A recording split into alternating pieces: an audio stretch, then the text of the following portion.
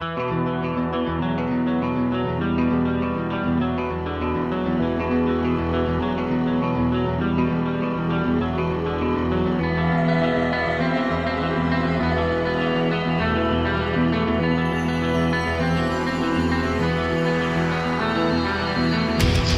been through a lot of crap over the last year, literally and metaphorically.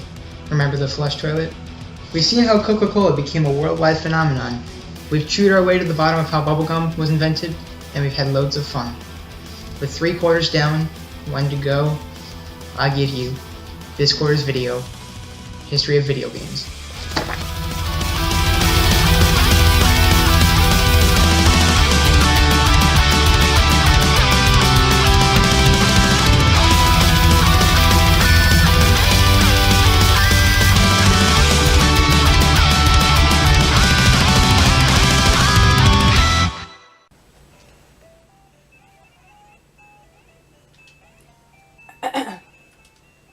Oh, hi.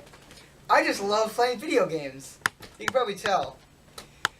But did you know that video game consoles have been around for quite some time now? You may have faint memories of the Atari or even the NES. But what if I told you that video games were around even before those gaming systems?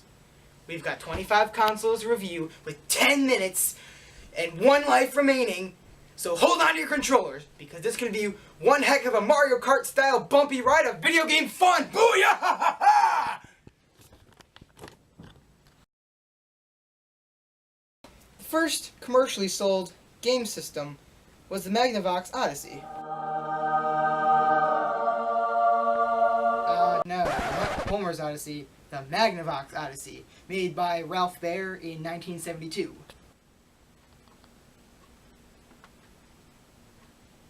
However, for purposes of accuracy, the actual first gaming system built was the Brombox, made in 1967. Both were created by the same guy, Ralph Baer, and they were both 8-bit gaming systems. The major difference was that the Odyssey used game cartridges and the Brombox had the games programmed right into the system. They weren't as awesome as the games we all are familiar with today, but since they were novel, they were quite entertaining for that time. The third gaming system was the Atari 2600, made in 1977 by what is now known as Atari Incorporated. Many other versions of the original Atari were made by Atari Incorporated, but if I talked about all of them, we'd have an hour-long episode. That's way too long. Much like the Odyssey and the Brombox, the Atari 2600 was an 8-bit gaming system with very simple games like the famous Pong, for example. And like the Odyssey, used game cartridges.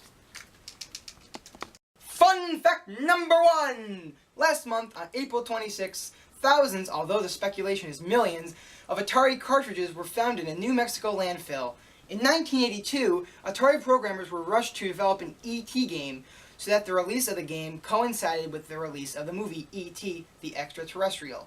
Under these unrealistic time constraints, the programmers were unable to produce a good quality, well-thought-out, glitch-free game, which consequently ended up doing terrible in sales. Atari was stuck with more than 5 million E.T. game cartridges and shortly thereafter basically went out of business.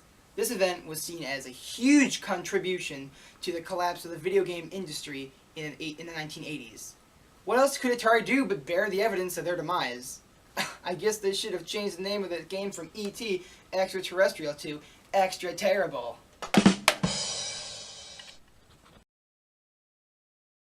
Next up is the NES, or Nintendo Entertainment System, made by none other than Nintendo in 1983. It was also an 8-bit gaming system like the others, but it was way better than the previous systems due to its more detailed games. There was Super Mario Bros. Series, my favorite of course, Legend of Zelda, Kirby, and other well-known games, over 2,000 to be exact. The system used game cartridges, which were a little bigger than the previous systems. Also, the controllers were more comfortable, and the cords were longer, making it easier to play the games farther away from the TV. Fun fact number 2! Nintendo used to be a trading card company until their first release of the NES, when they quickly began their part in the video game industry. Finally, a handheld game system was born. In 1989, Nintendo released the Game Boy. an 8-bit portable game system that had great games and could be taken anywhere as it was small enough to fit in a pocket. The cartridges were smaller than any other cartridges in the past. Unfortunately, Nintendo didn't know how to make color on the Game Boy's screen, so it was played in black and white. However, you could adjust the contrast of the game screen, allowing you to make it brighter or darker depending on your environment. The Game Boy was home to many great games, one of them being the very addicting Tetris.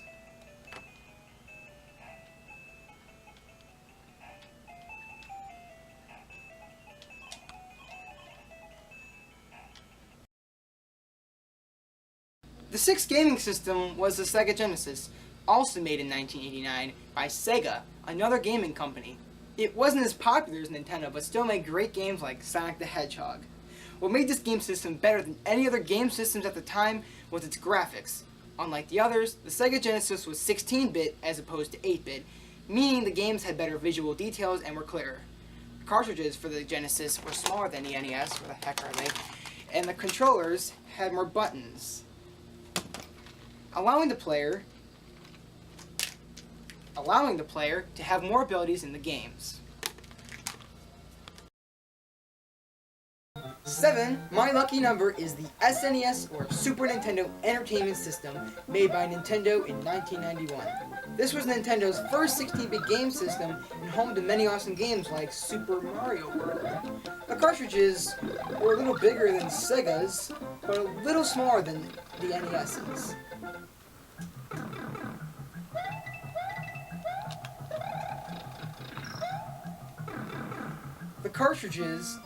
The controllers were as big as the NES's, but with a slight shape difference for more comfort and better grip. There were buttons on the shoulders of the controllers, added from the original design of the NES controllers. Fun fact number 3. These early game system controllers didn't have wrist straps like the ones nowadays, so if you rage quit or swing a controller and it flies out of your hand, either its thick shell will protect it, or you'll have to buy a new one. I've done that many times. Just don't aim for the TV screen, a window, or a wall, as you could do just enough damage to crack them. What the frick? If you do manage to get a hole in your wall, kind of like this one, here's a helpful tip on how to disguise it with your own artwork. Step 1. First, you have to take art class in school. Second, draw a really big picture, kind of like this one. Third, get a frame, also like this one. And then fourth, just hang it up on the wall, and hopefully your parents won't notice. That's kind of crooked. That's okay, though. And good luck with that if they find out. 8 is great, and you'll most likely agree, for this next gaming system is the PS1. It was made in 1995 by a very popular computer company called Sony. You've probably heard of them. Being a 32-bit game system, the PS1 outranked all the previous gaming systems due to its amazing graphics. The controllers were more complex than any of the other systems, including additional buttons and 2 joysticks. They also had a unique shape to them, making it fit better in your hands. Instead of using game cartridges, the PS1 used discs. That is a great perk because it prevents people from tampering with it, i.e. the jiggling the cartridges like to benefit the player.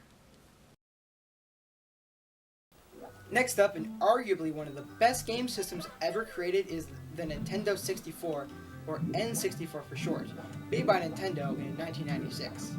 This system was a legend compared to all the others due to its not 32, but 64-bit graphics, making it the highest bit count at the time. The controller was a bit awkward, but the games were amazing. For example, Super Mario 64. If you don't know this game, by the way, you might as well not exist. It's an awesome game. The controllers had a joystick on the bottom part of the controller to move the player, along with A and B buttons, and 4 little buttons in the upper right part of the controller to move the camera, a wall of gaming that had now been broken. 3D gameplay allowed you to move your character in many other directions besides up, down, left, and right. Moving on, we have the Game Boy Color, made by Nintendo in 1998. There isn't really much new to explain. It's basically the original Game Boy, system number 5, but with color. The cartridges and game console were also a bit smaller than the original Game Boy. After after that, we have the sequel to Sony's first game system, the PS2, made in 2000. At this point, there is no need to say the bit count, we just go into pixel resolution. The PS2 was just like the first one, same controller, but better graphics, and a change of looks to the console, like any new console. The graphics were at 480p, which was like the HD at the time, and many games were created like Spyro the Dragon and many shooter games which would eventually evolve into the other games like Call of Duty.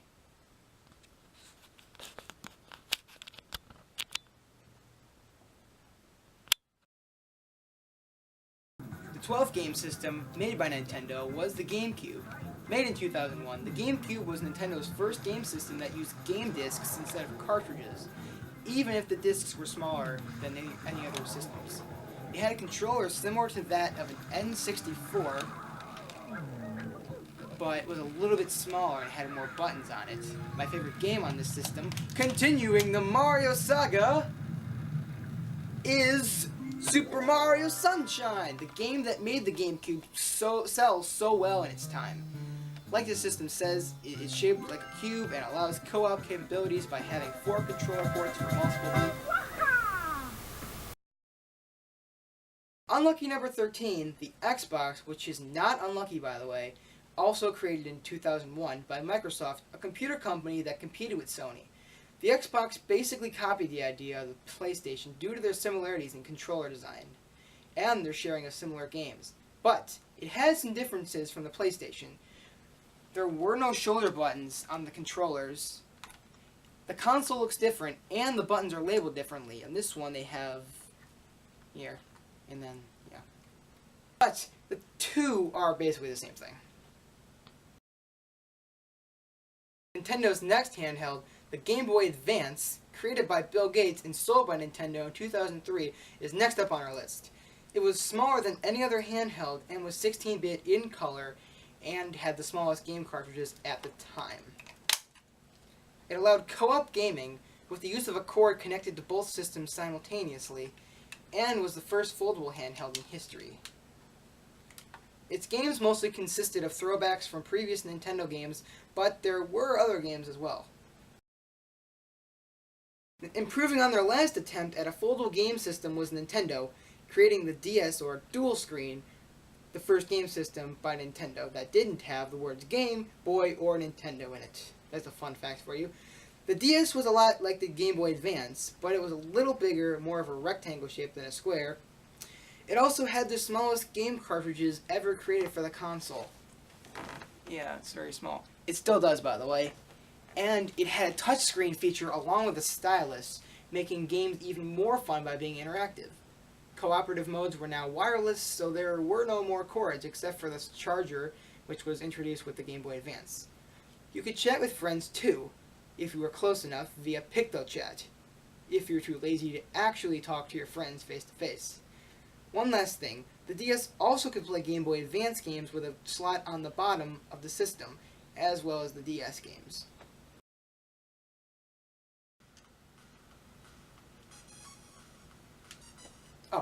Sony tries making their first portable game systems in 2005 called the PSP, or PlayStation Portable. It wasn't foldable like the DS, but it did tie with the Xbox 360 for the first game system that allowed you to purchase games online via stores. Many versions of the PSP exist, but the best one so far is the PSP 2000, which is the one I was playing, which is their latest version. The games were the same as the ones in the home console, but other games were added strictly for the PSP, obviously to get people to buy it. It also looks similar to that of a PlayStation controller, and instead of cartridges like the Game Boy Advance and DS, it used mini discs smaller than those of a GameCube. Tying with the PSP for online game purchasing is the Xbox 360, also made in 2005. It looked just like the original Xbox, but a little slimmer. The controllers were now wireless, along with added buttons on the shoulders, and an online mode was introduced to gamers that like to play with their friends and other people. A headset was included to talk with friends and other people that have headsets as well, and this basically crafted the road for the next game system, the PS3. Another important improvement was the fact that this game system was now in HD. The PS3 was pretty much the same as the other two, but it had online capabilities like buying games and playing online, including a headset like the Xbox 360, and the same controller design was used, only now they were wireless. The games were also cliche as the other two systems, and were just the same games with a few added details. Two cool features were its Blu-ray capabilities and its backwards compatibility, only in a few months of release though, and this was in 2006. Fun fact number 4! PlayStation game cases are the only ones that aren't 7.5 inches by 5 1/4. This is a PSP, this is a Wii, not the same, and this is the PS3, which the PS3, PS2, and PS1 all have the same disc, so yeah, they're self-explanatory. Number 19 is the Nintendo Wii, released the same year as the PS3 in 2006. The Wii offered a bunch of new features since their last system, the GameCube. First, regular sized discs are used now instead of the smaller ones like the GameCube. The same size cases are also used, but now the discs look just like the other ones of the other systems. Second, you can buy a specially made card at your local store for purchasing games online. The plethora of available games are all the best-selling throwbacks of the 1980s and 1990s from Nintendo. Third, the Wii controllers are now wireless. A sensor bar, right there, is placed on the top or bottom of your TV. This wireless capability makes the controllers easier to use, not really, it actually makes it glitch out a lot, and gameplay movements more real, unless you need to use the sensor bar directly because, like I just said, the cursor will go all glitchy and spaz out. The controllers come with a wrist strap. I don't use them, but they do come with a wrist strap to prevent them from becoming airborne when thrown. This new generation of gameplay uses motion-sensitive controllers, so you need to retrain your movements when playing games like, say, bowling. In real bowling, you let go of the ball, but with Wii bowling, you follow the same arm motion, but you do not want to let go of the controller, as it will go flying into the TV. A protective rubber case for the controller is highly recommended. 4. The games can be played cooperatively with up to 4 people, making playing with friends a possibility. Lastly, the Wii has the GameCube pretty much built into it, allowing GameCube games to be played along with the GameCube controllers being able to be plugged into the Wii.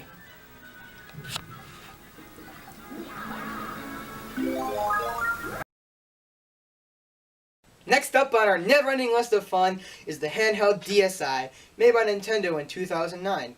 This is the sequel to the DS, with many new added features like online gaming, connecting with friends, and other entertaining app options. There is a camera for taking pictures, obviously, internet access for browsing, which is horrible by the way, and Flipnote Studios, which is a cool app that allows you to pretty much make your own cartoons. Something they should have added with the DS, or 3DS, but they didn't.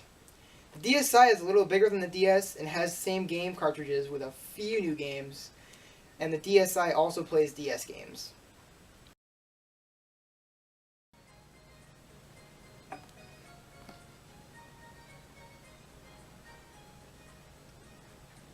Number 21 is the 3DS, made by Nintendo in 2011.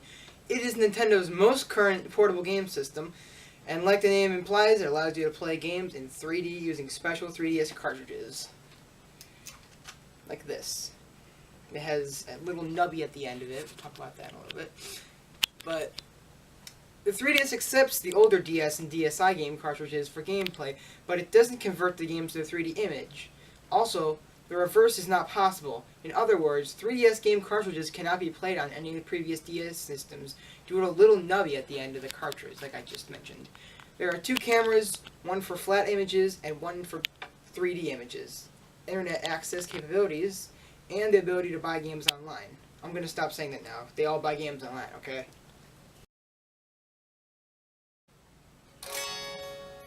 '22. Finally, a game system by a different company other than Nintendo. The PS Vita, created in 2012, was Sony's next attempt at making a portable game system. The PS Vita can do everything the PSP can do, plus it has more games and a more comfortable controller, adding more buttons to the original design and making the system a little bigger. The game cartridges are smaller, kind of like the size of a DS cartridge, and it has online gaming capabilities like the PSP, better graphics, haven't said that in a while, and more in-depth games, like any new game system. like a whole new set of sequels for games that could only be purchased online. 23, the sequel to the Wii, is up next. The Wii U, made in 2012 by Nintendo. This system is Nintendo's first HD game system, and it has the ability to communicate with other people online as well as buying and browsing online. The games are all sequels to that of the Wii and have better graphics. Note, the Wii U can play Wii and Wii U game discs, but Wii cannot play Wii U discs. Say that 5 times fast. The same Wii controllers are used, but a new style controller has been added. The Pro Controller is like a buffed up version of the original Wii Remote. Also, as you can see, you can even purchase a nice protective case for the gamepad thingy. 24. The PS4 was made by Sony in 2013. This, of course, is in HD. Most of the games are sequels to the PS3 games, but they are still good. The controllers have changed a bit, with the addition of a few new buttons here and there. And online gaming is an option along with the option to purchase games online. Talking with friends through a headset and Skype is a new addition to gaming apps. Number 25, the final gaming system is, drum roll please, the Xbox One! Oh shoot, an Xbox One! Made by Microsoft last year in 2013. This system is pretty much exactly what this is. Oh, this is Xbox 360. Anyway, the system is pretty much exactly like the PS4. It has the same games, online gaming capabilities, updated controllers, and of course the addition of Skype. Yeah, that's not much to talk about. So today we learned that the feud between PlayStation and Xbox is pointless. Wait, what? That wasn't what we learned? Okay. Well, anyway, we learned about the beginnings of video game consoles and how they evolved into today's awesome consoles. We also learned that Nintendo is the best gaming company in the world. Yeah! Anyone? No? Fine. But I hope you all enjoyed this video and have a happy life while I go back to playing some Guitar Hero.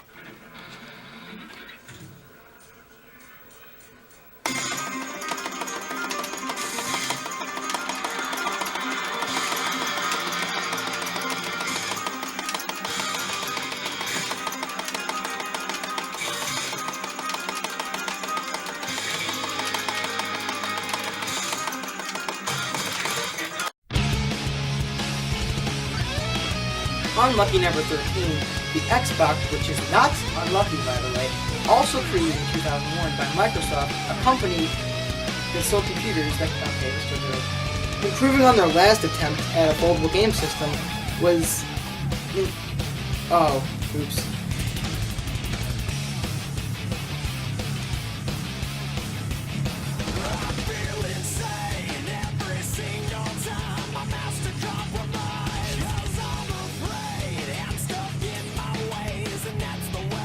Oh, you started? Oh, you're okay, right? Blooper. It's not good enough. No, I can't. Try again.